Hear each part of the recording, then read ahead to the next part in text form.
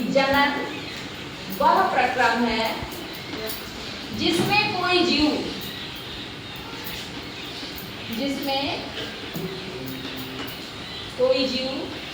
अपने समान ही संतान की उत्पत्ति करता है। अपने समान संतान या संतति की उत्पत्ति करता है, उसे ही जनन कहते हैं। ठीक ना। अब जैसे देखिए, जनन जो है वो दो प्रकार के होते हैं। जंतुओं के जनन, ठीक ना। अलैंगिक जनन दो प्रकार के होते हैं, अलैंगिक जनन और लैंगिक जनन। ठीक ना। अलैंगिक जनन को बोलते हैं सेक्सुअल रिप्रोडक्शन और लैंगिक जनन को बोलते हैं सेक्सुअल रिप्रोडक्शन। आगे बात समझ में। अलैंगिक जनन क्या है कि जब किसी जीव में एक ही जनक के द्वारा, जनक किसे कहते हैं जो संतान की उत्पत्ति करता है, जब किसी जीव में एक ही जनक के द्वारा संतान की उत्पत्ति होती है, मतलब कोई लैंगिक संलयन नहीं होता है, तो उसे अलैंगिक जनन या एसेक्सुअल रिप्रोडक्शन कहते हैं। क्या बोलेंगे कि जब किसी जीव में एक जनक के द्वारा संतान की उत्पत्ति होती है तो उसे अलैंगिक जनन कहते हैं। ठीक ना। उसके बाद दूसरा है लैंगिक जनन। लैंगिक जनन क्या है?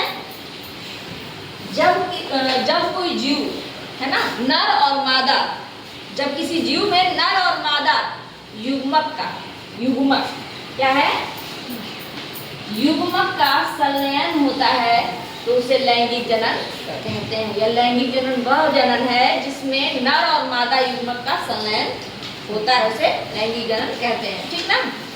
तो अब देखिए अलैंगिक जनन को जानते हैं। अलैंगिक जनन कितने प्रकार के होते हैं?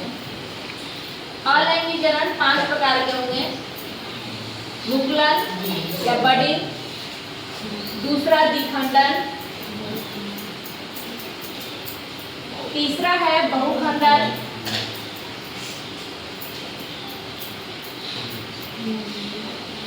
पूरक जनन और बीजाणु जनन। और पुनर्जनन। देखिए मुकुलन क्या है ना। मुकुलन में जो है किसी जीव के शरीर में कोई अलग से संरचना निकल जाती है, जैसे हाइड्रा है उसमें अलग से एक संरचना निकल जाती है इस टाइप से।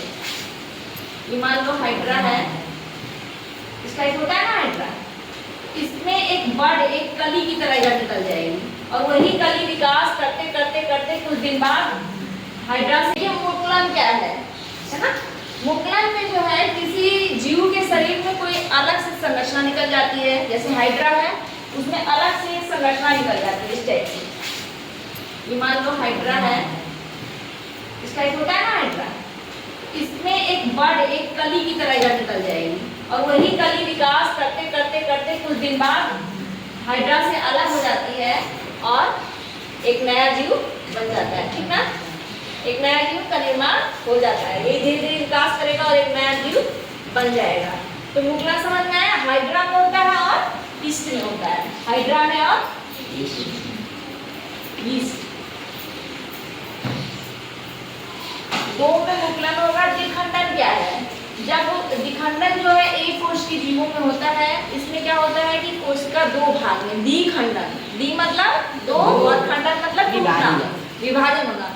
कोशिका दो भाग में विभाजित हो जाती है और जो संतति कोशिका होती है, दो कोशिकाएं, उन्हीं से एक अलग जीव बन जाता है। मान लीजिए अमीबा है और ये इसका केंद्रक पहले बटेगा, इससे दो बन जाएंगे धीरे धीरे। इसकी प्रोसेस आगे लंबी है। जैसे कि ये अमीबा है और ये फिर धीरे धीरे क्या करेगा, ऐसे लूप टाइप का बनाएगा और यही बीच में से बढ़ जाएगा और बढ़ते बढ़ते इस तरह दो संतति के हो जाएंगे। द्विखंडन हो गया। तो किसमें होगा? अमीबा, यूग्लिना,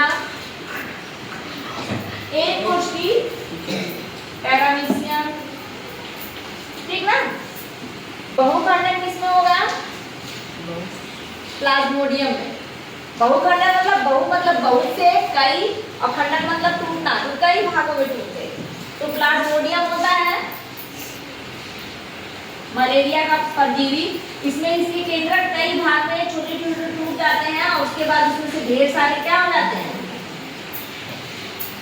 अलग संतान की उत्पन्न हो जाती है। ये होता है प्लाज्मोडियम में। बहुखंडन किसमें होगा?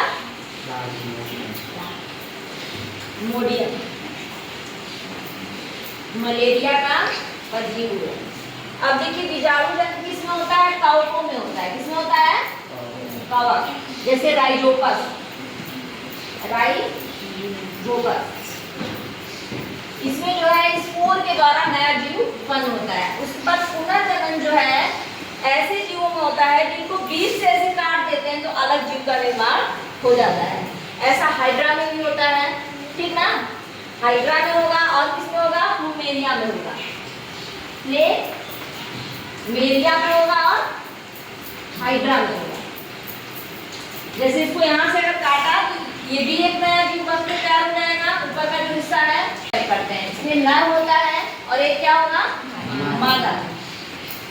नर के पास नर जनन तंत्र होगा, नर जनन तंत्र होगा, और मादा के पास मादा जनन तंत्र होगा।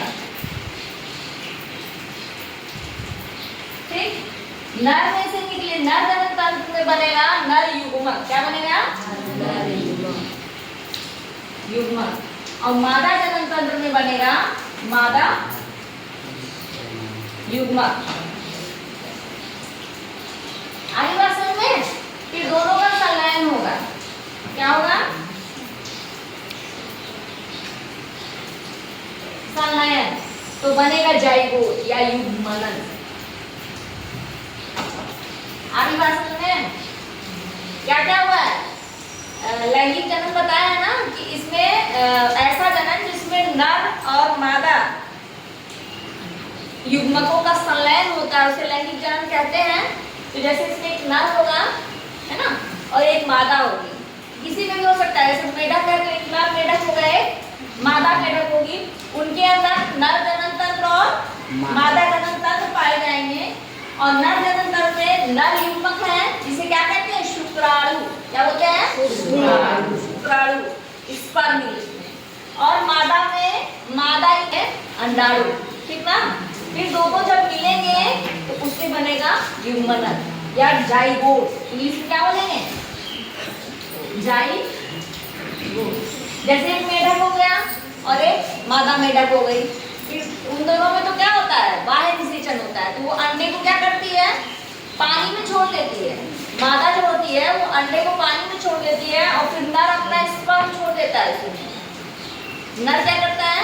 स्पर्म छोड़ देता है। फिर दोनों में संलयन होता है तो युग्मनन बनता है, जो आगे चल के विकास करके धीरे धीरे एक भ्रूण बनता है और भ्रूण से एक नया जीव बनता है। आगे बस इस तरह मानव में होता है। मानव में नर युग्मक क्या है? शुक्राणु। क्या है? शुक्राणु। और मादा में अंडाणु। अच्छा, नर जनन तंत्र को क्या कहते हैं? नर जनन। और मादा जनन तंत्र अंडाशय। अंडाशय में अंडा बनता है और शुक्राशय में शुक्राणु बनता है।